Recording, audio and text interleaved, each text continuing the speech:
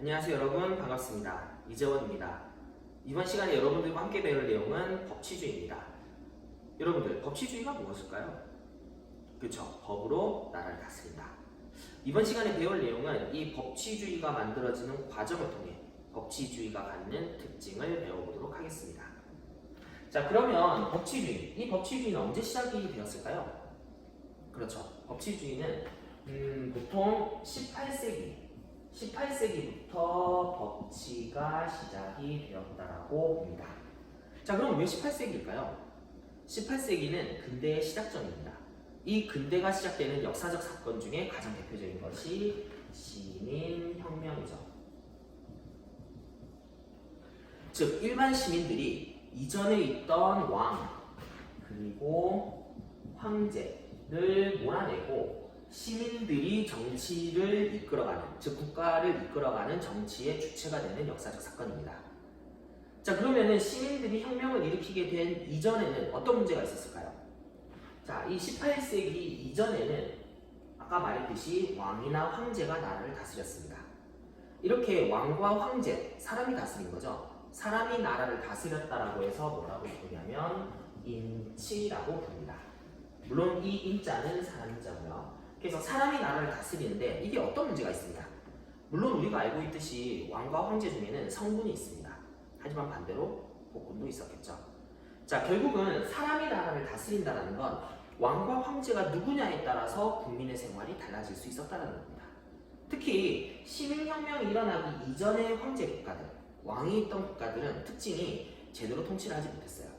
그러니까 예를 들어서 전쟁이 일어났다. 그럼 일반 시민들을 전쟁터로 보내고, 그리고 뭐 궁을 짓겠다. 그러면은 이제 사람들에게 강제적으로 노역을 시키고, 그리고 국가가 재정에 파탄이 났다. 돈이 없다. 그럼 일반 시민들에게 마구잡이로 세금을 뜯었습니다.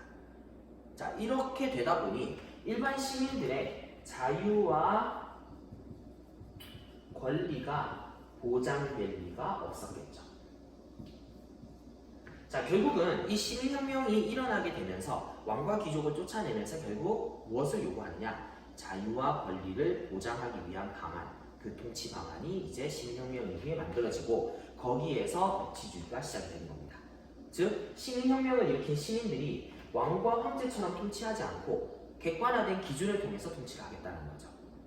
자, 그래서 18세기 이후부터 법치주의가 만들어지기 시작합니다. 자, 그런데 이 18세기 이후에 처음에 만들어진 법치주의의 특징이 있습니다. 자, 그게 무엇이냐? 자, 이전에는 왕과 황제 혼자서 나라를 다스렸죠. 자, 그러다 보니까 이제 통치의 일관성이 없어지고, 그리고 많은 사람들의 자유와 권리를 보장해주지 못하는 일이 생겼다라고 바라봤습니다. 그래서 초창기에 시민혁명이 일어나게 된 이후의 법치주의는 이 법을 만들 때 많은 사람들의 대표자들이 법을 만들게 될 거고, 이 법은 결국 사람들의 생각, 사람들의 의견이 반영되었다라고 보는 것입니다. 따라서 법이라는 거를 어떻게 만드느냐, 즉 민주적으로 법을 만들어낸다라고 하면, 즉 많은 사람들이 동의하는 법을 만들어내면 자유와 권리가 보장될 거라고 생각을 했죠.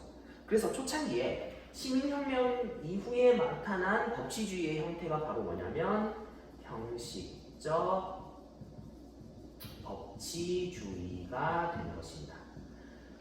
자, 말 그대로 이미 제목에도 나와 있죠. 법치주의인데 뭘 강조했다? 바로 형식을 강조한 겁니다. 즉, 법의 절차를 강조한 것이죠. 법의 절차를 강조했다는 것은 결국은 뭐냐? 이 법이 어떤 법이냐? 이 법이 어떤 내용을 담고 있느냐는 전혀 관심이 없었습니다. 즉, 법의 내용은 혹은 법의 목적은 관심이 없었다는 거죠. 일치주의에서 벗어난 첫 시점에서는 왕 혼자 다스렸기 때문에 문제가 있었다라고 보니까 많은 사람들이 동의한 법이라면 무조건 자유와 권리를 보장해 줄 수 있을 거라고 생각을 했습니다. 결국 이렇게 되면 무엇을 강조하느냐? 바로 통치의 합법성을 강조한 형태가 되는 것입니다. 자, 그래서 많은 시민들이 동의한 법이라면 국민의 자유와 권리가 보장이 되겠지, 이렇게 생각을 했는데 시대가 흐르고 보니 문제가 생겼죠. 그 대표적인 문제가 바로 히틀러의 수권법입니다. 자, 수권법이라는 것은 무엇이냐? 우리가 법을 만드는 곳은 어디였죠? 그렇죠, 입법부였죠.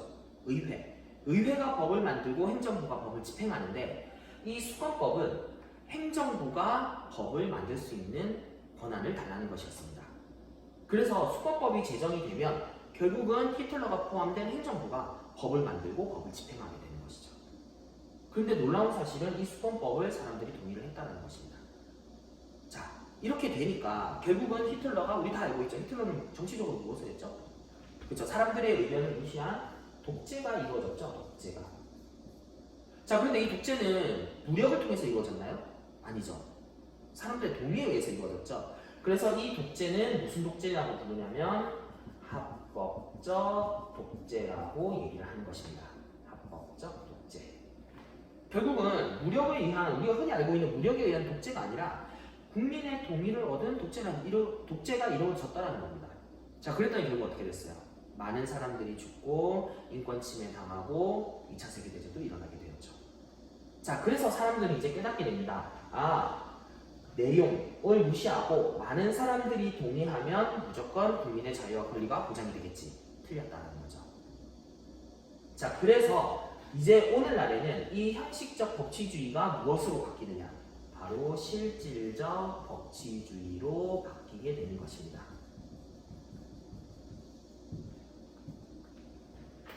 자, 그러면 이 실질적 법치주의는 무엇을 강조하냐? 형식적 법치주의의 특징인 절차를 강조하면서 동시에 형식적 법치주의에서 어떻게 확인하지 못했던, 형식적 법치주의에서 미처 생각하지 못했던 내용과 목적까지 모두 다 포함하는 법을 만들어야 한다라는 법의 개념이 만들어지는 것입니다. 자, 그럼 여러분, 아직 얘기는 다 끝나지 않았지만 생각해 볼까요? 형식적 법치주의와 실질적 법치주의 중에 오늘날 우리나라는 어떤 이념을 가지고 법을 만들까요? 그렇죠. 실질적 법치주의겠죠. 그래서 오늘날은 현대 대부분 국가는 실질적 법치주의를 추구합니다. 바로 국민의 동의를 얻어서 혹은 대표자들이 각종 이제 맞추어진 절차에 따라서 법을 만들고, 그리고 그 법의 내용은 국민의 자유와 권리를 보장하는 내용이어야 하는 거죠. 자, 이 실질적 법치주의는 결국 무엇을 얘기하느냐? 국가가 국민의 자유와 권리를 보장해 줄 수 있는 통치의 정당성을 부여하는 행위가 된 것입니다. 자, 그리고 이 실질적 법치주의의 경우 오늘날 우리나라도 시행을 하고 있습니다. 이 실질적 법치주의의 대표적인 사례가 바로 무엇이냐? 자, 위헌 법률 심사입니다. 우리 뒤에 가면 배울 건데 간단하게 얘기하면, 자, 헌법에 위반된 법률을 심사하겠다는 것입니다. 우리 법의 책에 배웠죠? 제일 상위법, 제일 최고법, 헌법. 그러니까 국민의 기본권을 담고 있는 헌법에 어긋난 법률을 심사해서 잘못된 법이면 법을 없애겠다는 겁니다. 형식적 법치주의는 내용을 따지지 않으니까 법을 만들면 그대로 시행이 되는 거지만, 우리 실질적 법치주의 상황에서는 법률이 잘못 만들어졌다면 어떻게? 새롭게 만들어야 한다는 거죠. 잘못된 법은 폐기해야 한다는 거. 자, 그럼 내용을 정리해 볼까요? 18세기 이전에는 사람이 나라를 다스렸습니다. 자, 그러다 보니까 국민의 자유와 권리가 보장이 되지 못하죠. 그래서 국민의 자유와 권리를 보장하기 위해 새롭게 등장한 통치 형태가 바로 법치가 되는 것입니다. 자, 그리고 이 법치주의에서 초기에 나타난 법치주의가 형식적 법치주의. 자, 그 이전에 왕이 혼자 다스렸을 때는 문제가 있었기 때문에 많은 사람들이 동의한 법이면 아무런 문제가 없을 것이다. 그래서 시작한 법치주의이기 때문에 내용은 전혀 관심이 없었습니다. 자, 그랬더니 어떤 문제가 나타났다? 바로 통치의 합법성만을 강조하다 보니 합법적인 독재가 나타날 수밖에 없었다. 자, 이러한 문제점에 대해서 사람들이 인식하게 되고 새롭게 등장하게 된 법치주의가 실질적 법치주의. 오늘날 대부분 국가가 하는 것이죠. 자, 이 실질적 법치주의는 절차뿐만 아니라 내용과 목적까지 모두 다 감안해서 하는 통치의 정당성을 부여하는 실질적 법치주의가 되고, 우리나라의 경우는 위헌 법률 심사를 통해서 이 실질적 법치주의를 이루려고 하고 있습니다.